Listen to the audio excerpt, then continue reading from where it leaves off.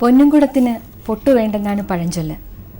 പക്ഷേ നല്ല സുന്ദരിയായ ഒരു യുവതിയുടെ മുഖത്ത് നെറ്റിയമേൽ നല്ല അഴകുള്ളൊരു പൊട്ടും കൂടി കുത്തിയാൽ ആ ചാരുത ഒരു പ്രത്യേകത തന്നെയാണ് അല്ലേ? നമ്മുടെ മലയാള സിനിമ, പ്രത്യേകിച്ചും ഇന്ത്യൻ സിനിമ, പ്രത്യേകിച്ചും മലയാള സിനിമ നല്ല സുന്ദരിയായ ഒരു സ്ത്രീയെപ്പോലെയാണ്. മലയാള സിനിമയുടെ കാര്യം പറയുകയാണെങ്കിൽ നല്ല വ്യക്തിത്വം കൂടിയുള്ളൊരു സ്ത്രീയെപ്പോലെ എന്ന് തന്നെ പറയണം. തൻ്റെ പേരിനെ അന്വർത്ഥമാക്കിക്കൊണ്ട് മലയാള സിനിമയാകുന്ന സുന്ദരിയുടെ മുഖത്തെ ഒരു തിലകക്കുറിയായി തിളങ്ങി നിൽക്കുന്ന ശ്രീ തിലകൻ, അദ്ദേഹമാണ് ഇന്ന് അതിഥിയായിട്ടുന്നത്. സ്വാഗതം സർ. തിലകൻ ചേട്ടനൊരു കഥാപാത്രം എടുക്കുന്നത് ചൂസി ആയിട്ടാണോ, അതോ ഒരു പ്രൊഫഷനോട് ശരിക്കും പറഞ്ഞാൽ അങ്ങനെ നമ്മൾ ചോദിക്കാൻ പാടില്ല? കാരണം ഇതൊരു നമ്മുടെ ഒരു പ്രൊഫഷനാണ്. അപ്പം നമുക്ക് ഈ ചൂസി ആയിട്ട് അങ്ങനെ കഥാപാത്രങ്ങളെ സെലക്ട് ചെയ്ത് അങ്ങനെ അഭിനയിക്കാൻ പറ്റില്ല. പക്ഷേ എങ്കിലും ചോദിക്കുകയാണ്, ചൂസ് ചെയ്താണോ കഥാപാത്രങ്ങളെ താങ്കൾ എടുക്കുന്നത്, ഓരോ അതോ എന്തും അഭിനയിക്കുന്നതാണോ? താങ്കൾ നേരത്തെ പറഞ്ഞ പോലെ ഇതൊരു പ്രൊഫഷൻ എന്നുള്ള നിലയിലെല്ലാം ചെയ്യും. പക്ഷേ എന്നെ സംബന്ധിച്ചിടത്തോളം ഇപ്പോൾ ഞാൻ ചൂസ് ചെയ്യേണ്ട കാര്യമില്ല. എന്നെ അവർ ചൂസ് ചെയ്തെങ്കിലേ ശരിയാകൂ എന്ന് അവർക്ക് തോന്നുമ്പോൾ മാത്രം എൻ്റെ അടുത്ത് വരികയാണ്. അത് ഞാനിപ്പോൾ നോക്കുമ്പോൾ എനിക്ക് ഒരു ഭാഗ്യമായിട്ടാണ് ഞാൻ കരുതിയിരിക്കുന്നത്. ആളുകൾ ധരിക്കും ഞാൻ ചൂസിയായിട്ട് അഭിനയിക്കണം. അല്ല, വളരെ ബുദ്ധിമുട്ടുള്ള വേഷങ്ങളാണ് എനിക്ക് കിട്ടിക്കൊണ്ടിരിക്കുന്നത്. അതാണ് തിലകന് കിട്ടിയിട്ടുള്ള എല്ലാ കഥാപാത്രങ്ങളും ഒന്നുപോലും മോശമാണെന്ന് പറയാൻ പറ്റില്ല. വളരെ റെയറായിട്ട് ചിലപ്പോൾ അത്ര ശ്രദ്ധിക്കപ്പെടാതെ പോയിട്ടുള്ള കഥാപാത്രങ്ങളുണ്ട്. അപ്പോൾ അത് എന്നെ സാധാരണ ഉള്ള ഇപ്പോഴത്തെ പുതിയ ആൾക്കാരെ കുറിച്ചല്ല ഞാൻ പറയുന്നത്. പഴയ ഡയറക്ടേഴ്സും സിനിമ കാണുന്ന പുതിയ ഡയറക്ടേഴ്സിനും എന്നെ പരമമായ വിശ്വാസമുണ്ടെന്നർത്ഥം. ഈ വേഷം എടുക്കണേ അദ്ദേഹത്തെ വിളിച്ചാൽ കറക്റ്റായിരിക്കും, അങ്ങനൊരു ധാരണയുണ്ട്. ഇവിടെ വരുമ്പോൾ എന്നോട് പറയുന്നു അങ്ങനെ തന്നെയാണ്, തന്നെ എടുത്തെങ്കിലേ നിൽക്കൂ എന്ന്. അപ്പോൾ അങ്ങനെ ഞാൻ തന്നെ എടുത്തെങ്കിലേ നിൽക്കൂ എന്ന് അവർക്ക് തോന്നുന്ന ഒരു വേഷത്തിന് വേണ്ടി എന്നെ സമീപിച്ചുകൊണ്ടിരിക്കുമ്പോൾ ഞാൻ ചൂസ് ചെയ്യുന്നതായിട്ട് നിങ്ങൾക്ക് തോന്നും. എനിക്കത് ഭാഗ്യമായിട്ട് ഞാൻ കരുതുന്നു. പക്ഷേ എപ്പോഴെങ്കിലും ഏതെങ്കിലും ഒരു കഥാപാത്രം ചെയ്തിട്ട് അത് മോശമായിപ്പോയി, അല്ലെങ്കിൽ അത് വേണ്ടായിരുന്നു, അങ്ങനെ ചെയ്യേണ്ടായിരുന്നു, എൻ്റെ ഇമേജ് പോയി എന്നങ്ങനെ തോന്നിയിട്ടുണ്ടോ? ഇപ്പോൾ ഏതെങ്കിലും നല്ല ഡയറക്ടേഴ്സിൻ്റെ കയ്യിലല്ല കിട്ടിയതെന്നുണ്ടെങ്കിൽ ചിലപ്പോൾ അത് മോശമായി പോയിട്ടുണ്ടാവും. അങ്ങനെ ഒരു അനുഭവം ഉണ്ടായിട്ടുണ്ടോ? ഇന്ന് വരെ അങ്ങനെ തോന്നിയിട്ടില്ല. കാരണം ഞാൻ നേരത്തെ പറഞ്ഞല്ലോ, എന്നെ ഇവർക്കൊക്കെ വിശ്വാസമുണ്ട്, അതെനിക്ക് മനസ്സിലായിട്ടുണ്ട്. അപ്പോൾ എനിക്ക് ചെയ്യാൻ പറ്റുന്നൊരു വേഷമുണ്ടെങ്കിൽ എന്നെ വിളിക്കൂ. മുമ്പും അങ്ങനെ ഞാൻ തിരക്കായിട്ട് ചെയ്തുകൊണ്ടിരിക്കുമ്പോഴും ഞാൻ തന്നെ ചെയ്യണമെന്നുള്ളത് മാത്രമേ എന്നെ വിളിച്ചിട്ടുള്ളൂ. അതുകൊണ്ട് നല്ല വേഷങ്ങൾ ചെയ്യാൻ പറ്റുന്നു എന്നുള്ളതാണ് സത്യം. മോശം വേഷം ചെയ്തു കൊള്ളണം എന്നെനിക്ക് നിർബന്ധമില്ല. ഇവിടെ ഇപ്പോൾ സൂപ്പർ സ്റ്റാർസ് അവർക്ക് വേണ്ടി കഥ എഴുതി ഉണ്ടാക്കുക, അല്ലെങ്കിൽ അവരുടെ ഇമേജ് നിലനിർത്താൻ വേണ്ടി അവർ തന്നെ കാര്യങ്ങളൊക്കെ തീരുമാനിക്കുക, ഫാൻസ് അസോസിയേഷൻസ് രൂപീകരിക്കുക, അങ്ങനെ പല കാര്യങ്ങളും ഇതൊക്കെ എല്ലാവർക്കും അറിയാവുന്നുള്ളൊരു കാര്യമാണ്. പക്ഷെ അവരൊക്കെ നിലനിൽക്കുമ്പോഴും അവരുടെ കൂടെ ഇതൊന്നും ഇല്ലാത്ത ഒരു വ്യക്തി, അവരുടെ റേഞ്ചിനെ എനിക്ക് തോന്നുന്നു ചിലപ്പോൾ പല പടങ്ങളിലും ഞങ്ങൾക്കൊക്കെ ഫീൽ ചെയ്തിട്ടുണ്ട്, അതിനേക്കാളൊക്കെ ഒരു പടി റേഞ്ച് കൂടി നിൽക്കാൻ, അല്ലെങ്കിൽ ആ തരത്തിലെ കഥാപാത്രങ്ങളെ അവതരിപ്പിക്കുവാനായിട്ട് തിലകൻ ചേട്ടന് സാധിക്കുന്നുണ്ട്. ഇത് എങ്ങനെ സാധിക്കണം ശരിക്കും പറഞ്ഞു കഴിഞ്ഞാൽ? ഞാൻ 50 കൊല്ലമായി തൊഴിൽ തുടങ്ങിയിട്ട്, സ്റ്റേജിലും സിനിമയിലുമായിട്ട് ഞാൻ 50 വർഷമായി അഭിനയിക്കാൻ തുടങ്ങിയിട്ട് പ്രൊഫഷണലായിട്ട്. അതിന് മുൻപ് ഞാൻ അഭിനയിച്ചിട്ടുണ്ട് പ്രൊഫഷണൽ അല്ലാതെ, കോളേജിലും സ്കൂളിലും പിന്നെ ചില പ്രാദേശിക പരിപാടികളിലൊക്കെ പങ്കെടുത്തിട്ടുണ്ട്. അപ്പോൾ അതിൽ നിന്ന് എനിക്ക് കിട്ടിയിട്ടുള്ള എക്സ്പീരിയൻസ് കൊണ്ടാവാം ഒരു പക്ഷേ ഞാനിങ്ങനെ വളരെ ഉയർന്ന റേഞ്ചിലേക്ക് പോയിക്കൊണ്ടിരിക്കുന്നത്. പിന്നെ ഞാനിതേക്കുറിച്ച് വളരെയധികം പഠിക്കുന്ന ആളും കൂടെ, നിരീക്ഷണം നടത്തുന്ന ആളാണ്. ഇവിടെ പലരും പറഞ്ഞിട്ടുണ്ട് നിരീക്ഷിച്ചിട്ടൊന്നും ചെയ്യാനൊക്കെയായിരുന്നു. എന്നെ സംബന്ധിച്ചുള്ള അനുഭവം മറിച്ചാണ്. അതാ എനിക്ക് തോന്നുന്നു അറിയാതെ നമ്മൾ നിരീക്ഷിച്ച് പോവുക. അതെ, നമ്മളുടെ ഉള്ളിൽ കലയുള്ളത് കൊണ്ട്, ജന്മസിദ്ധമായ കലയുള്ളവന് ഇത് ചെയ്യേണ്ടി വരും. ബസ്സിൽ യാത്ര ചെയ്യുമ്പോൾ അനേകം പേര് ബസ്സിൽ കയറി ഇറങ്ങുകയും ചെയ്യും. ഈ കയറുന്നവരുടെ ഇറങ്ങുന്നവരുടെയൊക്കെ ഫേസ് വ്യത്യാസമുണ്ട്, ചലനങ്ങൾ വ്യത്യാസമുണ്ട്, എക്സ്പ്രഷൻ വ്യത്യാസമുണ്ട്. നമ്മളെല്ലാവരെയും ശ്രദ്ധിക്കും, ചിലരെ മാത്രം വളരെ പെർട്ടിക്കുലറായിട്ട് ശ്രദ്ധിക്കും. അതിക്കൊരു പ്രത്യേക മാനറിസമൊക്കെ കാണും. ചിലർ കൈ കാണിച്ച് നിൽക്കുക, അപ്പോൾ അവൻ്റെ ഒരു ചരിത്രമുണ്ട് ഈ കൈ കാണിച്ചുകൊണ്ട് നിൽക്കുന്നവൻ്റെ. അത് നമുക്ക് ഒരു കഥ പോലെ രൂപപ്പെടുത്താം. അതവൻ്റെ എക്സ്പ്രഷനിൽ നിന്നാണ് ഞാനത് മനസ്സിലാക്കുന്നത്. ഇവൻ രാവിലെ 9 മണിക്ക് വന്ന് നിൽക്കുകയാണ്, 11:30 ആയിട്ടും ബസ് നിർത്തിയിട്ടില്ല. കൈ കാണിച്ച് മടുത്തു. ഇനിയിപ്പോൾ അവിടെ ചെല്ലുമ്പോഴത്തേക്ക് ആപ്പീസ് അടയ്ക്കും എന്നൊക്കെ വിചാരിച്ച് നിൽക്കുമ്പോഴാണ് ഒരു ഫാസ്റ്റ് കൊണ്ട് നിർത്തി കൊടുക്കുന്നത്. ഇവൻ കയറിയിട്ട് നമ്മളെയൊക്കെ ഒരു നോട്ടമുണ്ട്. ഓ എനിക്ക് വണ്ടി കിട്ടി, എനിക്ക് കുഴപ്പമില്ല, നമുക്കറിയാമോ ഇതിൻ്റെ കാര്യമൊന്നും. പക്ഷെ അവൻ നമ്മളെ നോക്കി ഇങ്ങനെ ചിരിക്കുകയാണ്. എന്നിട്ടൊരു സീറ്റ്, പിന്നെയാണ് സീറ്റ് കാണുന്നത്, അവിടെ പോയി ഒറ്റ ഇരിപ്പാണ്, ആ സീറ്റ് കിട്ടിയ സന്തോഷത്തിൽ ഇങ്ങനെ. ഇതെല്ലാം നമ്മളിങ്ങനെ നോക്കിക്കൊണ്ടിരിക്കും. ഇത് സാധാരണക്കാരൊക്കെ നോക്കുമെന്ന് എനിക്കറിയാൻ പാടില്ല. നാടകത്തിൽ നിന്നും സിനിമയിലേക്ക് വന്ന ഒരു വ്യക്തി എന്നുള്ള നിലയിൽ തീർച്ചയായിട്ടും നാടകത്തിൽ നിന്നുള്ള ഒരുപാട് എക്സ്പീരിയൻസസ് ഇതിനെ സഹായിച്ചാണല്ലോ. ഞാൻ നാടകത്തിൻ്റെ മാനേജരായിട്ട് അല്ലെങ്കിൽ നാടകത്തിൻ്റെ ഓണറായിട്ടാണ് അതിനകത്ത് അഭിനയിച്ചിരിക്കുന്നത്. ഭാവന തിയേറ്റേഴ്സ് എന്നാണ് ആ സിനിമയിലെ നാടക ട്രൂപ്പിൻ്റെ പേര്. അതിൻ്റെ ഓളിനോളാണ് ഞാൻ, വക്കച്ചൻ. അപ്പം ഞാൻ പല നാടക ട്രൂപ്പിലും അഭിനയിച്ചിട്ടുണ്ട്. അതിലെല്ലാം ഇതുപോലൊരു ഓണർ ഉണ്ടാവും. അയാൾ തന്നെയായിരിക്കും സെക്രട്ടറി. അല്ല, ഏകാധിപതിയാണ്. പക്ഷേ സെക്രട്ടറി, പ്രസിഡൻ്റ് എന്നൊക്കെയാണ് പറയുന്നത്. വെറുതെ അതെ മനുഷ്യനെ കളിപ്പിക്കാനുള്ള ഏർപ്പാടാണ്. എന്നിട്ട് അവർക്കൊരു പ്രത്യേക സാധനം, ഇപ്പോൾ ഒരുത്തൻ തന്നെ പറയും അലക്സാണ്ടർ നാടകമാണ് കളിക്കുന്നത്, അലക്സാണ്ടർ എന്നേ പറയത്തുള്ളൂ. ഇയാൾക്ക് അക്ഷരാഭ്യാസവും ഇല്ല, ഒന്നുമില്ല. പക്ഷേ നാടകം കളിക്കാൻ അറിയാൻ കൊണ്ടുവന്ന് നാടകം കളിച്ച് ഇപ്പോഴത്തെ നാടകം ഏതാ? അലക്സാണ്ടർ എന്നാണ് പറയുന്നത്, അലക്സാണ്ടർ. എന്നിട്ട് ഒരു ഫർ ക്യാപ്പ് ഒക്കെ വെച്ച് നടക്കും. അപ്പോൾ ദൂരെ നിന്ന് കണ്ടാൽ ഒരു വലിയ കലാകാരൻ വരുന്നു, അയാൾ അഭിനയിക്കുകയും ചെയ്യും. അങ്ങനെയുണ്ട്. വേറൊരു ഞാൻ പങ്കെടുത്ത ഒരു ട്രൂപ്പിൻ്റെ ഒരു ഓണറുണ്ട്. പുള്ളി ഒരു കത്തോലിക്കനാണ്. ഭയങ്കര കോമഡിയാണ് പുള്ളി സംസാരിക്കുന്നത്. പുള്ളി ചീത്ത പറഞ്ഞാൽ നമുക്ക് ചിരി വരും. പുള്ളി ഭയങ്കരമായിട്ട് തെറി പറയുന്ന ആളാണ്. ആരെങ്കിലും വിളിച്ചാൽ മറ്റവനെ എന്ന് വിളിച്ചാൽ നമ്മൾ ചിരിക്കത്തേ ഉള്ളൂ. കാണാൻ കേൾക്കാൻ രസമാണ് ആ തെറി. അങ്ങനെ വേറൊരു സിനിമാ പ്രൊഡ്യൂസറും ഉണ്ട്. തെറി പറഞ്ഞാൽ ആർക്കും വിരോധം തോന്നുന്നില്ല, കോമഡിയായിട്ട് തോന്നും. അപ്പോൾ ഈ ആളിൻ്റെ കൂടെ ഞാൻ 3 കൊല്ലം വർക്ക് ചെയ്തിട്ടുണ്ട്. പുള്ളി എന്നെ മാത്രം ചീത്ത പറയില്ല. കാരണം എന്നെ വിളിച്ചപ്പോൾ ഞാൻ പറയും എന്നെ ചീത്ത പറയരുത്, എൻ്റെ സ്വഭാവം മാറും. പുള്ളി പറയും ഞാനങ്ങനെ ചീത്ത പറയാത്ത എത്രയോ നടന്മാരുണ്ടെന്ന് തിലകനറിയോ. അങ്ങനെ കൊണ്ടുവന്നിട്ടുണ്ട്. ഒരു ദിവസം ഞാൻ നാടകം കളിച്ചുകൊണ്ടിരിക്കുമ്പോൾ കയ്യടി വന്നു ഓരോ ഡയലോഗിന്. നാടകമൊന്നും ഞാൻ പറയുന്നില്ല, പറഞ്ഞാൽ ഈ ആളിനെ പിടികിട്ടും പലർക്കും. അപ്പോൾ ഈ ട്രൂപ്പിനകത്ത് ഏറ്റവും കൂടുതൽ അഭിനയിക്കുന്നത് ക്രിസ്ത്യാനികളാണ്, അതും കത്തോലിക്കർ. ഞാൻ ഈ കയ്യടി കേട്ടിട്ട് സ്റ്റേജിൽ കയ്യടി വന്ന് എൻ്റെ പോർഷൻ കഴിഞ്ഞപ്പോൾ നേരെ ഗ്രീൻ റൂമിലേക്ക് വരികയാണ്. വരുമ്പോൾ ഈ ഓണർ ഇവിടുന്ന് പറയുക, കേക്കടാ കേക്കടാ, നമ്മൾ ഇത്രയും കത്തോലിക്കരുണ്ടായിട്ടൊരു ചോവും വന്ന് കയ്യടി മേടിച്ചിട്ട് പോകുന്നത് കേട്ടോ എന്ന്. അപ്പോൾ ഈ ജാതി സ്പർദ്ധ എന്ന് പറയുന്നത് എല്ലായിടത്തും ഉണ്ട് കേട്ടോ, കലാരംഗത്തും ഉണ്ട്, സിനിമയിലും ഉണ്ട്, എല്ലാം ഉണ്ട്. അത് ഞാൻ പറയുന്നത് വെറുതെ അല്ല. പക്ഷേ ഇതൊരു കോമഡി ആയിട്ടാണ് പറയുന്നത്, ആരെയും കുറ്റപ്പെടുത്തി പറയല്ല. ഒരു ചോവം വന്ന് കണ്ട കയ്യടി വാങ്ങിച്ചിട്ട് പോകുന്നു. അപ്പം ഞാൻ പറഞ്ഞു, ഞാൻ കേട്ടോണ്ട് കയറി വരിക. ഞാനത് തമാശയായിട്ട് എടുത്തിട്ട് പറഞ്ഞു, അതേ ഓരോരുത്തർക്കും ഓരോ ജോലി പറഞ്ഞിട്ടുണ്ട്. ചിലർക്ക് ഉണക്കമീൻ കച്ചവടമാണ് പറഞ്ഞിരിക്കുന്നത്, ചിലർക്ക് പാവയ്ക്ക കച്ചവടമാണ് പറഞ്ഞിരിക്കുന്നത്. അപ്പോൾ അത് പറഞ്ഞിരിക്കുന്നുണ്ട്, അത് ചെയ്യാൻ പോകണം. അഭിനയിക്കാൻ പറഞ്ഞിട്ടുള്ള അഭിനയിക്കണം, അപ്പോൾ കയ്യടി കിട്ടും. ഉടനെ ഈ ആൾ ഉണക്കമീൻ കച്ചവടം ഞാനാണ്, പാവയ്ക്ക കച്ചവടം നീയാ കേട്ടോ, നീ പണ്ട് ഇന്ന ചന്തയിലിരുന്ന് പാവയ്ക്ക വിൽക്കുന്ന അവൻ കണ്ടിട്ടുണ്ട്, അതിനാ പറഞ്ഞെന്ന്. ശരിയാണ്, അവന് നാടകമില്ലാത്തപ്പോൾ പാവയ്ക്ക കച്ചവടം. മറ്റേ ആളിൻ്റെ അപ്പൻ ഉണക്കമീൻ്റെ വലിയ ബിസിനസ്സുകാരൻ്റെ. അപ്പോൾ അങ്ങനെയൊക്കെയാണ് സംഭവം. അപ്പോൾ ഇതെല്ലാം പുള്ളി ഇതുപോലെ തന്നെ ഗ്രീൻ റൂമിൽ വരുമ്പോൾ പുള്ളിയുടെ ഒരു ADC ഒരു പയ്യനുണ്ട്, ബേബി. എടാ ബേബി മറ്റൊന്നുമില്ലേ, എടാ ആൾക്കാർ കേൾക്കും മറ്റോ ഇവിടെ ഉണ്ടോ.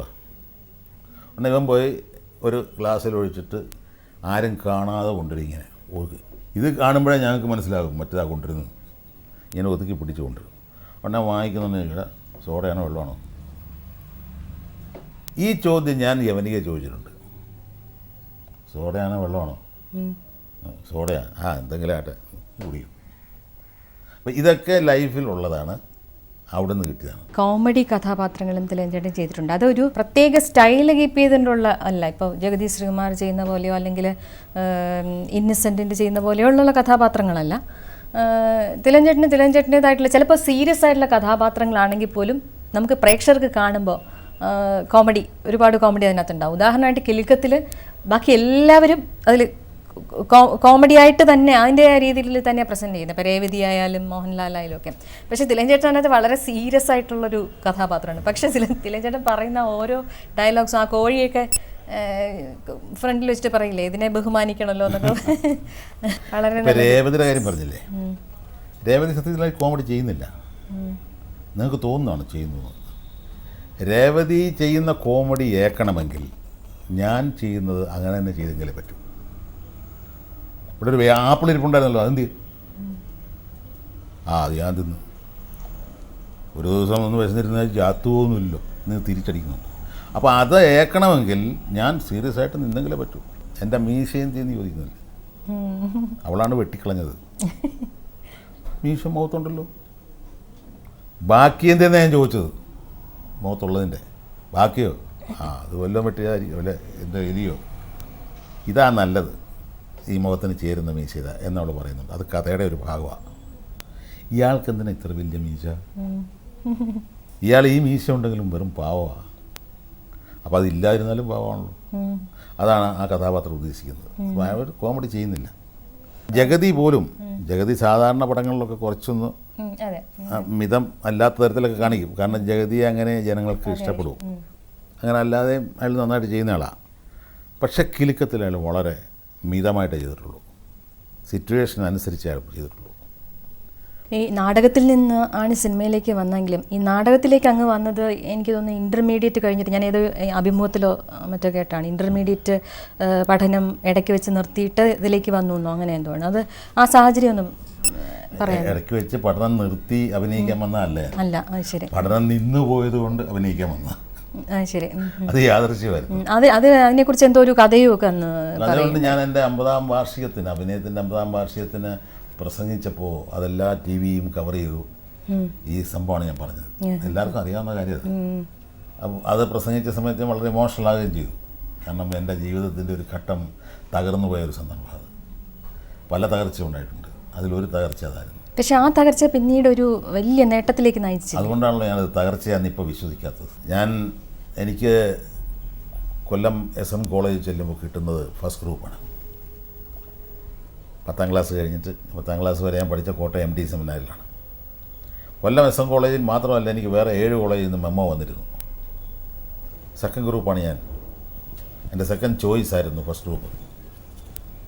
എന്താണെന്ന് വെച്ചാൽ ഡോക്ടറാണ്, അതായിരുന്നു എൻ്റെ ആഗ്രഹം. അപ്പോൾ സെക്കൻഡ് ഗ്രൂപ്പ് എടുത്ത് പോയെങ്കിലേ പറ്റും. എല്ലാ കോളേജിൽ നിന്ന് എനിക്ക് മെമ്മോ വന്നു. അവിടെ എല്ലാം എനിക്ക് അഡ്മിഷൻ കിട്ടുമായിരുന്നു. പക്ഷേ ഈഴവരുടെ കോളേജ് എന്നെൻ്റെ അച്ഛൻ പറഞ്ഞു, ഈഴവരുടെ കോളേജാണ്, അവിടെ പോയാൽ മതി. അപ്പോൾ അച്ഛൻ ഈഴവരുടെ കോളേജാണെന്ന് പറഞ്ഞുകൊണ്ട് എനിക്ക് വലിയ പോകണമെന്നും തോന്നിയില്ല. അങ്ങനെ ഈഴവനെന്നോ ക്രിസ്ത്യാനിയെന്നോ മുസ്ലിമെന്നോ നായരെന്നോ ഒന്നും ഞാൻ വിചാരിക്കുന്ന ആളല്ല. ചിലതൊക്കെ എന്നെ കൊണ്ട് വിചാരിപ്പിച്ചിട്ടുണ്ട് എന്ന് മാത്രം. പക്ഷേ ഇത് ONV കുറുപ്പ്, O മാധവൻ, ഇങ്ങനെയുള്ള കുറേ കലാകാരന്മാർ അവിടെ പഠിച്ചു പോയിട്ടുണ്ട്. അപ്പോൾ അങ്ങനെ ആകുമ്പോൾ എനിക്കും ഒരു ചെറിയ കലാകാരനാകാമല്ലോ SM കോളേജിൽ പഠിച്ചാൽ. ഞാനിപ്പം പെരുമ്പഴ ഗോപാലകൃഷ്ണൻ കവി, അദ്ദേഹം അവിടെ പഠിച്ചതാണ്. പിന്നെ അങ്ങനെ നമ്മുടെ എഡിറ്റർ രവി SM കോളേജിൽ പഠിച്ചതാണ്. ഒരുപാട് പേര് അവിടെ പഠിച്ചിട്ടുണ്ട് കലാകാരന്മാർ. അപ്പം ഞാനും പോയി പഠിച്ചു. എന്ന് പോയാൽ എനിക്ക് രക്ഷ കിട്ടും, ഞാനൊരു കലാകാരനാകും എന്ന് വിചാരിച്ചാണ് SM കോളേജ് സെലക്ട് ചെയ്തത്. അവിടെ ചെന്നപ്പോൾ തന്നെ എനിക്ക് ആദ്യത്തെ ബ്ലാക്ക് മാർക്ക് കിട്ടി. അപേക്ഷാഫോറത്തിൽ കാസ്റ്റ് ആൻഡ് റിലീജൻ എഴുതണം. ഞാൻ എഴുതിയില്ല, ബ്ലാങ്കായിട്ട് കൊടുത്തു. അപ്പോൾ അത് വാങ്ങിയിട്ട് അവിടുത്തെ റൈറ്റർ ചോദിച്ചു, എടോ നല്ല ഈ ആടെ ഈ അപേക്ഷ 2 കോളം വിട്ടിട്ടുണ്ടല്ലോ, എന്ത് വെച്ച്? ഞാൻ പറഞ്ഞു, മനഃപൂർവ്വം വിട്ടാ സാറേ. അല്ല, ജാതി ചോദിക്കരുത്, പറയരുത്, ചിന്തിക്കരുതെന്ന് ഈ ഭിത്തിയിൽ എഴുതി വെച്ചിരിക്കാണ്ടല്ലേ. ഇയാൾ ചോദിക്കുകയും പറയുകയും ചിന്തിക്കുകയൊന്നും വേണ്ട, എഴുതി കണ്ടാൽ മതി. ഞാൻ അടുത്തത് ഞാൻ പറഞ്ഞു, സാറേ ചിന്തിക്കാതെ എഴുതാൻ പറ്റില്ലല്ലോ, ഇവിടെ പഠിക്കാൻ തന്നെ വന്നത്. അതെ, ആണെങ്കിൽ എഴുതിക്കൊണ്ട് വാ എന്നെല്ലാം പറഞ്ഞ് ഇയാൾ എൻ്റെ മുഖത്തേക്ക് ഇത് വലിച്ചെറിഞ്ഞു. ഞാൻ ചൂടായി. കടലാസ് താഴെ വീണ എടുക്കാതെ ഞാൻ പുറത്തേക്ക് പോയി. അവിടെ എടുത്തോണ്ട് പോ എന്ന് പറഞ്ഞു. ഞാൻ എടുക്കല. പിന്നെ ആരെടുക്കും? എറിഞ്ഞയാളെടുക്കും. അച്ഛൻ കൂടെ വന്നിട്ടില്ല, എടുപ്പിക്കുക. ഞാൻ പറഞ്ഞു, അച്ഛൻ വന്നിട്ടില്ല. അപ്പോൾ അച്ഛനും ഇല്ലേ? നമ്മൾ തനിക്ക് അച്ഛനുണ്ടായിരിക്കുമല്ലോ, വിളിച്ചെടുപ്പിക്കാൻ പറഞ്ഞു. ആദ്യത്തെ ബ്ലാക്ക് മാർക്ക്. അയാൾക്ക് അങ്ങനെയൊക്കെ പറയാം, എനിക്കങ്ങനൊന്നും പറയാൻ പാടില്ല, ഞാൻ സ്റ്റുഡൻ്റ് അല്ലേ. പക്ഷെ ഞാൻ ഇന്നും അതിൽ അഭിമാനിക്കുന്നു അങ്ങനെ പറഞ്ഞത്. അതിനുശേഷം പല സംഘടനകളും പറഞ്ഞിട്ടുണ്ട്, ഈ കോളേജിലും സ്കൂളിലും ഒന്നും ജാതി ചോദിക്കരുതെന്ന്. ശ്രീനാരായണ ഗുരു നേരത്തെ പറഞ്ഞിട്ടുണ്ട്, അതാര് വകവെക്കുന്നു, ഇവിടെ ജാതി ചോദിക്കുന്നവരേ ഉള്ളൂ. അങ്ങനെ ഒന്നാമത്തെ ബ്ലാക്ക് മാർക്കോടുകൂടി ഞാൻ പഠിക്കാൻ കയറി. ഫസ്റ്റ് ഗ്രൂപ്പാണ് കിട്ടിയത്. പക്ഷേ സെക്കൻഡ് ഗ്രൂപ്പ് എനിക്ക് ഞാൻ ആർ ശങ്കറുമായിട്ട് നേരിട്ട് പോയി സംസാരിച്ച് അദ്ദേഹം എനിക്ക് സെക്കൻഡ് ഗ്രൂപ്പ് റെക്കമെൻഡ് ചെയ്തു തന്നു. അങ്ങനെ കിട്ടി. സുവോളജി ക്ലാസ്സിൽ അമീബായെക്കുറിച്ച് പഠിപ്പിക്കുന്ന ഒരു ദിവസം അമീബ സഞ്ചരിക്കുന്നതിനെക്കുറിച്ച് പഠിപ്പിക്കുകയാണ്. അമീബയുടെ ശരീരത്തിൽ നിന്നും ഒരു മുഴ ഇങ്ങനെ വരികയും ആ മുഴ തറയിൽ തൊടുകയും അപ്പോൾ അങ്ങോട്ട് അത് വീഴുകയും അടുത്ത മുഴ വരും ഇങ്ങനെ വീഴുകയും അങ്ങനെ ഓരോ മുഴ വീഴുമ്പോഴൊക്കെ ഇതിങ്ങനെ സഞ്ചരിച്ചുകൊണ്ടിരിക്കുക. ആ മുഴയ്ക്ക് സൂഡോപോഡിയ എന്ന് പറയും. ആദ്യത്തെ അക്ഷരം പി ആണ്. അത് ഇദ്ദേഹം ബോർഡിൽ എഴുതി pseudopodia. Amoeba is A microscopic organism എന്നെല്ലാം പറഞ്ഞു ലെക്ചർ ചെയ്തതിന് ശേഷം ഞാനൊന്ന് തുമ്മി. എനിക്കറിയാതെ തുമ്മൽ വന്നതാണ്. സത്യം പറഞ്ഞാൽ മനഃപൂർവ്വമല്ല. എന്നെ പുള്ളി ഇങ്ങനെ നോക്കി. Surendranatha Thilakan stand up and get out of the class. Sir ഞാൻ അറിയാതെ തുമ്മിന് നോ എക്സ്പ്ലനേഷൻ, ക്ലിയർ ഔട്ട്. ഇറക്കി വിട്ടു. നമുക്കൊന്നും ചെയ്യാനൊക്കുമല്ലോ. അതിന് വേറെ ഒരു സംഭവം ഉണ്ടായത് ഞാൻ വിടുകയാണ്. അത് ഞാൻ നേരത്തെ പറഞ്ഞിട്ടുള്ളതാണ് ഒരുപാട് പ്രാവശ്യം. അങ്ങനെ പുറത്ത് പോയി എനിക്ക് നിവൃത്തിയില്ല. ഞാൻ ആരെ പോയി കാണുമെന്ന് വിചാരിച്ചു. ഒരു പിയൂണിനോട് ചോദിച്ചപ്പോൾ പറഞ്ഞു ഹെഡ് ഓഫ് ദി ഡിപ്പാർട്ട്മെൻറ്റ് പോകും, സുവോളജി പ്രൊഫസറുണ്ട് ശിവപ്രസാദ് സാർ, അദ്ദേഹത്തെ പോയി കാണാൻ പറഞ്ഞു. ഞാൻ നേരെ ശിവപ്രസാദ് സാറിനെ പോയി കണ്ടു. അയാൾ വളരെ മനുഷ്യത്വമുള്ള ഒരു മനുഷ്യനായിരുന്നു. അദ്ദേഹം ചോദിച്ചു എന്താണ്? ഞാൻ പറഞ്ഞു ഇങ്ങനെയാണ് സംഭവം, വിഷമിക്കണ്ട, ഇന്ന് നീ ക്ലാസ്സിൽ കയറണ്ട, നീ പൊയ്ക്കോ. സാറേ അമീബയാണ് പഠിപ്പിക്കുന്നത്, അത് പഠിക്കാതെ ഞാൻ എങ്ങനെ ഡോക്ടറാകും? സാരമില്ല, ഞാൻ നിന്നെ പഠിപ്പിച്ചു തരാം എന്താണ് അമീബ. അങ്ങനെ അതെനിക്ക് രണ്ടാമത്തെ ബ്ലാക്ക് മാർക്കായി. പിന്നെ അങ്ങോട്ട് ഹോസ്റ്റലിലൊരു കുഴപ്പമുണ്ടായ, ഒരു ആഹാരത്തിനകത്തൊരു പഴുതാര വെന്ത് കിടന്നു. ഞങ്ങൾ ബോട്ടണി ക്ലാസ് അറ്റൻഡ് ചെയ്ത റോഡ്സ് നമ്മളിത് ഇവിടുന്ന് പോകുമ്പോൾ ട്രിവാൻഡ്രത്തുനിന്ന് കൊല്ലത്തേക്ക് പോകുമ്പോൾ എസ് എൻ കോളേജിൻ്റെ അവിടെ റോഡ് സൈഡിനോട് ചേർന്ന് കാണുന്ന വലിയ ബിൽഡിങ്, 4 നിലയുള്ള ബിൽഡിങ്, അതിൻ്റെ മുകളിലത്തെ നിലയിലായിരുന്നു ഞങ്ങളുടെ ബോട്ടണി പ്രാക്ടിക്കൽ. അത് കഴിഞ്ഞ് താഴെ ഇറങ്ങി വന്ന് ഇത് ക്രോസ് ചെയ്ത് ഇപ്പോൾ ഷോപ്പിംഗ് കോംപ്ലക്സ് ആക്കിയിരിക്കുന്ന പഴയ ഹോട്ടൽ നീല ആയിരുന്ന കെട്ടിടമായിരുന്നു ഞങ്ങളുടെ ഹോസ്റ്റൽ. അവിടെ ചെല്ലുമ്പോൾ ഒന്നാമത്തെ പന്തി ഊണ് തീരും. പക്ഷെ ഞാനന്ന് ചെല്ലുമ്പോൾ തീർന്നിട്ടുള്ള വലിയ ബഹളമാണ്. ചോദിച്ചപ്പോൾ പഴുതാര വെന്ത് കിടക്കുന്നു. അത് ഞങ്ങൾ ബോയ്ക്കോട്ട് ചെയ്തു. ആ കുറ്റത്തിന് അവിടെ വെച്ചൊരു ചെറിയ സംഭാഷണമൊക്കെ ഉണ്ടായി. രാത്രിയിൽ ഒരാളിനെ അടിച്ചു, എൻ്റെ ഒരു കൂട്ടുകാരൻ. അവനെ അടിക്കേണ്ട ഒരു ആവശ്യം ഉണ്ടായിരുന്നു. ഞാനും അവനെ അടിക്കാനായിട്ട് ചെല്ലുമ്പോൾ മാനേര് പിടിച്ചു മാറ്റി. മാനേര് ആർ ശങ്കറായിരുന്നു, അദ്ദേഹം പിടിച്ചു മാറ്റി. ഒരു 3-4 പേരുടെ പേര് തന്നാൽ ഇവന്മാരെ നേരെ നിർത്താനൊക്കെ ഒന്ന് ഞാൻ നോക്കട്ടെന്ന് പറഞ്ഞ് അദ്ദേഹം പോയി. പിറ്റേ ദിവസം ഞാൻ ടെന്നീസ് കളിച്ചുകൊണ്ടിരിക്കുകയാണ്. ഞാനും NR ഗോപിനാഥൻ എന്ന് പറയുന്ന ഒരു സ്റ്റുഡൻറ്റും വേറെ ആൾക്കാരൊക്കെ ഉണ്ട്. അവിടെ പിയൂണൊരു നോട്ടീസ് കൊണ്ട് തന്നു. The under mention students are expelled from the college hostel. K Surendranath Thilakan, ഞാൻ, NR ഗോപിനാഥൻ മറ്റേ ആൾ. അവൻ ഇടിച്ചെന്നെങ്കിലും പറയാം. ഞാൻ ഇടിച്ചില്ല, അതിന് മുമ്പേ പിടിച്ചു മാറ്റുകയും ചെയ്തു. ഇടിച്ചിരുന്നേ അത്രയും വിഷമം എനിക്ക് ഉണ്ടാകില്ലായിരുന്നു. ഇടി കൊടുത്തെന്നെങ്കിലും ഒരു സമാനം ഉണ്ടായി. അപ്പോൾ ഞങ്ങൾ പറഞ്ഞ ഹോസ്റ്റലിൽ നിന്നല്ലേ വിട്ടിട്ടുള്ളൂ, നമുക്ക് അവിടെ പോയിട്ട് പാക്ക് ചെയ്ത് പോകാം. അപ്പോൾ 5 മണിക്കകം ഇവിടെ കാലിയാക്കണമെന്നുണ്ട്. പോയി പുറത്തെവിടെയെങ്കിലും വീട്ടിൽ കൂട്ടുകാരുടെ വീട്ടിൽ പോകാൻ, എന്നിട്ട് വീട് വാടകയ്ക്ക് എടുത്ത് അവിടെ താമസിക്കാം. അങ്ങനെ റൂമിൽ ചെന്ന് ഇതെല്ലാം പാക്ക് ചെയ്തുകൊണ്ടിരിക്കുമ്പോൾ അടുത്ത notice, the under mention students are expelled from the college also. അങ്ങനെ വിദ്യാഭ്യാസം അവിടെ നിന്നു. യാതൊരു പ്രയോജനം ഉണ്ടായില്ല. അന്ന് ആകെപ്പാടെ 7-8 കോളേജ് കേരളത്തിലുള്ളൂ. അവിടെ ഒന്നും എനിക്ക് കമ്പൽസറി TC ആണ്. അതിൻ്റെ റീസൺ സീരിയസ് മിസ്കോണ്ടക്റ്റ്. ആരെങ്കിലും എടുക്കുമോ? കിട്ടിയില്ല. ഞാൻ ഹിന്ദി പഠിക്കാൻ പോയി. അച്ഛൻ്റെ പെട്ടിക്കകത്ത് നിന്ന് പണം മോഷ്ടിച്ചിട്ട് ഫീസ് കൊടുത്തു. അതാണ് അന്ന് ഞാൻ പ്രസംഗിച്ചത്. ഹിന്ദി പഠിച്ച് വിദ്വാനാണ് പഠിക്കുന്നത്. വിദ്വാൻ പൂർത്തിയാക്കാനായിട്ട് എനിക്ക് പറ്റിയില്ല. കാരണം ഹോൾ ടിക്കറ്റിന് വേണ്ടി 60 രൂപ കെട്ടിവെക്കണം. ആ 60 രൂപ എനിക്ക് മോഷ്ടിക്കാൻ പറ്റിയില്ല. അതിന് മുമ്പേ അച്ഛൻ ഈ മോഷണത്തെക്കുറിച്ച് പിടികിട്ടി ക്യാഷ് മാറ്റി. അങ്ങനെ ഇത് ട്രഷറിയിൽ അടയ്ക്കാൻ വയ്യാതെ എനിക്ക് പരീക്ഷ അപ്പിയർ ചെയ്യാൻ പറ്റിയില്ല. ആ പഠനം നിന്നു. പലരോടും ചോദിച്ചു, ആരും പൈസ തന്നില്ല. അവസാനം ഒരു വൈദ്യനോട് ചോദിച്ചപ്പോൾ അദ്ദേഹം എൻ്റെ അച്ഛൻ്റെ കൂട്ടുകാരനായിട്ടാ, നിൻ്റെ അച്ഛൻ പറഞ്ഞിട്ടുണ്ട് ഞാൻ ഈ ചോദിച്ച കാശ് കൊടുക്കരുത്. അതുകൊണ്ട് അദ്ദേഹം ഞാനായിട്ടില്ല, ഇരിപ്പിനത് തെറ്റായി, നിന്നെ സഹായിക്കണമെന്ന് എനിക്ക് ആഗ്രഹമുണ്ട് എന്ന് പറഞ്ഞാൽ അദ്ദേഹം കരഞ്ഞു. ഞാനും കണ്ണൊക്കെ നിറഞ്ഞു. ഈ ഹിന്ദി പുസ്തകങ്ങൾ നെഞ്ചോട് ചേർത്ത് വെച്ച് നടന്നെൻ്റെ വീട്ടിലേക്ക്. ഞാൻ പിന്നെ പറഞ്ഞിരിക്കുന്ന കാര്യങ്ങൾ ഇവിടെ പറയണോ? മണിമലയാറിൻ്റെ ഒരു ശാഖ റോഡിൻ്റെ സൈഡിലുണ്ട്, KK റോഡാണ്. ശാഖയിൽ പാറക്കെട്ടിൻ്റെ ഇടയിലൂടെ വളരെ ശക്തിയായിട്ട് വളഞ്ഞ് പുളഞ്ഞൊഴുകുന്ന ഒരു ശാഖയാണത്, ഒരു നദി. ഇത്രയും തടസ്സങ്ങൾ ഉയർന്നും താന്നുമൊക്കെ നിന്നിട്ടും അതിനിടയിൽ കൂടെ ഇവൻ സകല ശക്തി ഉപയോഗിച്ച് ഒഴുകി പോകുന്നതാണ് ഞാൻ കാണുന്നത്. ഞാൻ റോഡിലൂടെ നടക്കുകയാണ്, ചിന്തിക്കാനൊന്നും കിട്ടുന്നില്ല. ഇത് കണ്ടപ്പോൾ എനിക്ക് തോന്നി, എന്ത് തടസ്സങ്ങൾ വന്നാലും ഒഴുകുക, വേണ്ടി വന്ന ഒഴുക്കിനെതിരെ നീന്തുക.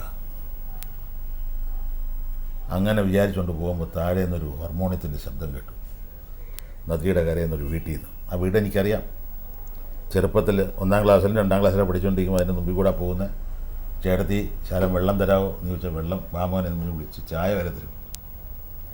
ആ ചേട്ടത്തിൻ്റെ വീട്ടിലാണ് ഈ ഹാർമോണിയത്തിൻ്റെ വെച്ച. ഇറങ്ങിച്ചെന്ന് അവിടെ വെച്ച് ചെറിയ വഴക്കുണ്ടായി, ഇവിടെ നിൽക്കാൻ നോക്കല്ലോ, നാടകത്തിൻ്റെ റിഹേഴ്സൽ നടക്കുക. ഞാൻ പറഞ്ഞു, നിങ്ങൾ വിലയ്ക്കൊന്നും മേടിച്ചിട്ടില്ല ഒരു സ്ഥലം എന്നും പറഞ്ഞ് ഉടക്കി അവിടെ നിന്ന്. അങ്ങനെ നിന്ന് കണ്ടുകൊണ്ടിരിക്കുമ്പോൾ അവിടുന്ന് ഒരാൾ ഇറങ്ങി വന്ന് എന്നെ വിളിച്ചകത്ത് കൊണ്ടുപോയി. എൻ്റെ സുഹൃത്താണ് ഇറങ്ങി വന്ന്.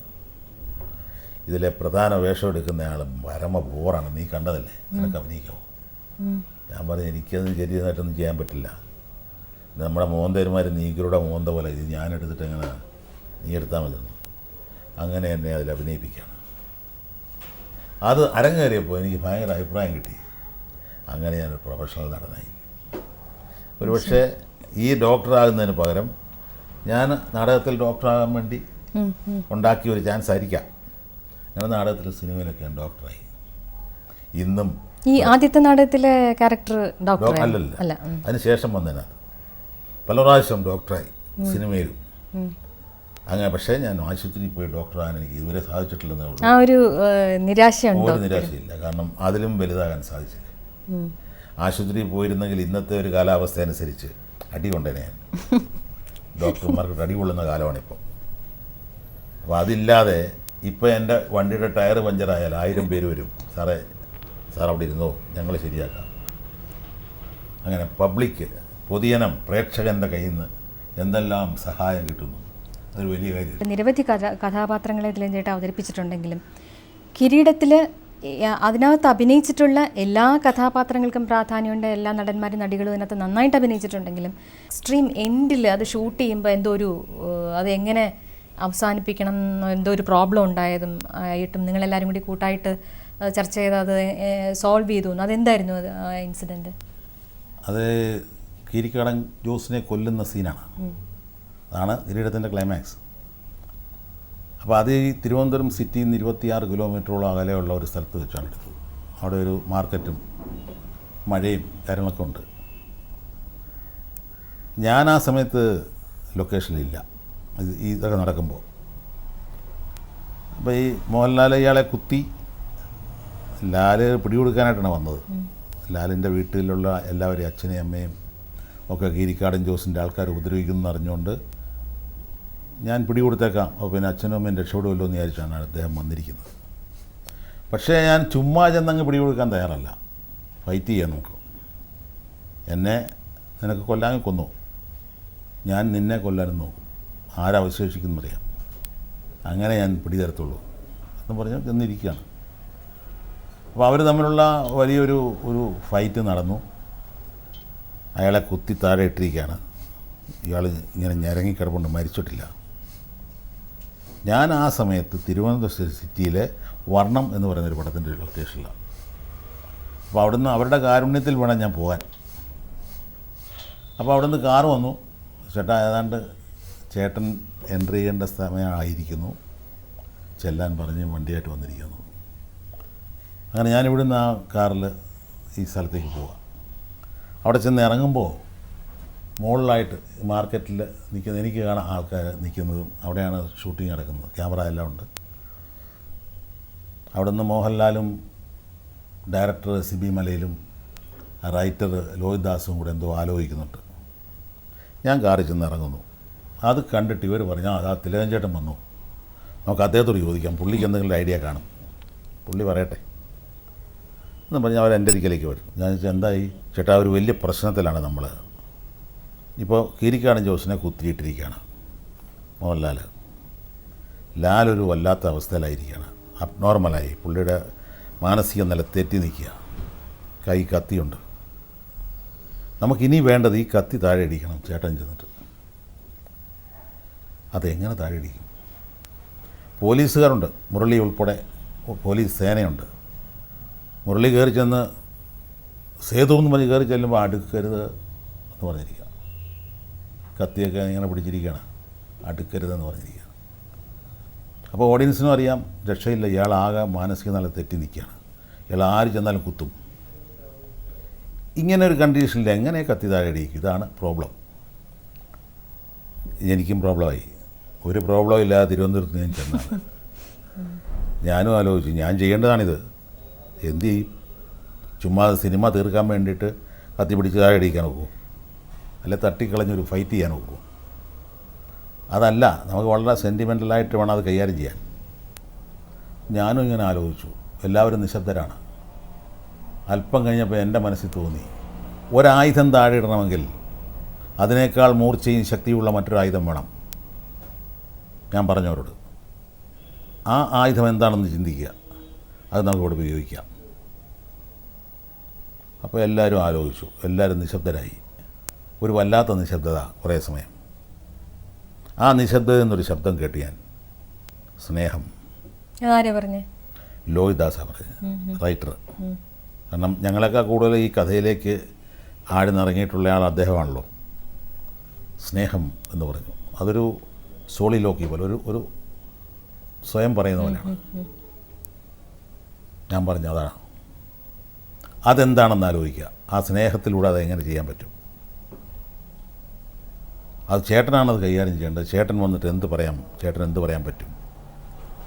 ഫാദറും സണ്ണുമായിട്ട് ഭയങ്കര സ്നേഹമാണെന്ന് എല്ലാവർക്കും അറിയാം, പ്രേക്ഷകർക്കും അറിയാം. അപ്പോൾ എനിക്ക് തോന്നി, ആദ്യം ഞാൻ വരുന്നു, ഞാനൊരു പോലീസുകാരനാണ്, ഹെഡ് കോൺസ്റ്റബിളാണ്, കത്തി താഴെടാ എന്ന് ജനറലായിട്ടുള്ളൊരു ഇത് കത്തി താഴെടാ. കാരണം എനിക്കറിയാൻ വയ്യ മോഹൻലാൽ ഏത് മാനസികാവസ്ഥയിലാണെന്ന്. ഞാൻ പുറത്തൊന്നും വരികയല്ലേ, ആൾക്കൂട്ടത്തിനെയൊക്കെ മാറ്റിക്കൊണ്ട് കയറി വരികയാണ്. കത്തി താഴെടാന്ന് പറഞ്ഞു. അപ്പോൾ മോഹൻലാലിൻ്റെ പ്രതികരണം, അടുക്കരുത്. ഞാനൊന്ന് പരിങ്ങി. കാരണം എന്നെയും കുത്തും, പോലീസുകാരെയും കുത്തും, തന്ത വന്ന തന്തയും കുത്തും. അപ്പോൾ ഞാൻ ഒരു അനുനയ സ്വരത്തിൽ പറയാണ്, കത്തി താഴെയിട. അപ്പോഴും പുള്ളി അടുക്കരുത്. പിന്നെ പോലീസ് മുറയിലിട്ട് ഒരു 2 സ്റ്റെപ്പ് അങ്ങോട്ട് വരും, കത്തി താഴെടാന്ന് പറയണം, ഇല്ല നിന്നെ ഞാൻ പിടിക്കും, ബലമായിട്ട് പിടിക്കും. അപ്പോഴും പുള്ളി കത്തി പോക്കിയിട്ട് അടുക്കരുതെന്ന് പറയണം. ഇനി രക്ഷയില്ല. ഇനി അപ്പോഴാണ് മനസ്സിലേക്ക് സ്നേഹം എന്ന പദം വരുന്നത്. നെഞ്ചത്തടിക്കും, അടിച്ച് കരഞ്ഞിട്ട് പറയും, മോനെ അച്ഛനടാ പറയുന്ന കത്തി താഴെടാ. സ്ഫടികത്തിലും അതുപോലെ വളരെ നല്ലൊരു കഥാപാത്രം ചെയ്തിരുന്നല്ലോ. സ്ഫടികത്തിലും ഇത്രയും നല്ല കഥാപാത്രം എനിക്ക് തോന്നിയില്ല സ്ഫടികം. എങ്കിലും തെറ്റിദ്ധരിക്കപ്പെട്ട അച്ഛനും മകനും അന്യോന്യം തെറ്റിദ്ധരിക്കുകയാണ്. അങ്ങനെ ഉണ്ടായി വാശി, രണ്ടുപേർക്കും ഒരേപോലെ. അച്ഛൻ്റെ മോനാണല്ലോ. അങ്ങനെ അച്ഛൻ്റെ ഷർട്ടിൻ്റെ കൈ വെട്ടിക്കളഞ്ഞു. അതിൽ വേദനയുണ്ടായ അച്ഛൻ്റെ കൈ വെട്ടിയ മകൻ എന്ന് പറയും, അവനിവിടെ വേണ്ട, അവന് പകരം ഞാൻ 18-ാം പട്ട തെങ്ങ് ഞാനിവിടെ തൊട്ടിരിക്കുകയാണ് എന്ന് പറയുന്നത്. വെച്ചാൽ നിരുപാധികം അയാളെ ഉപേക്ഷിക്കുകയാണ് മനസ്സിൽ നിന്ന്. അവസാനം തിരിച്ചു വരുന്നതാണ്.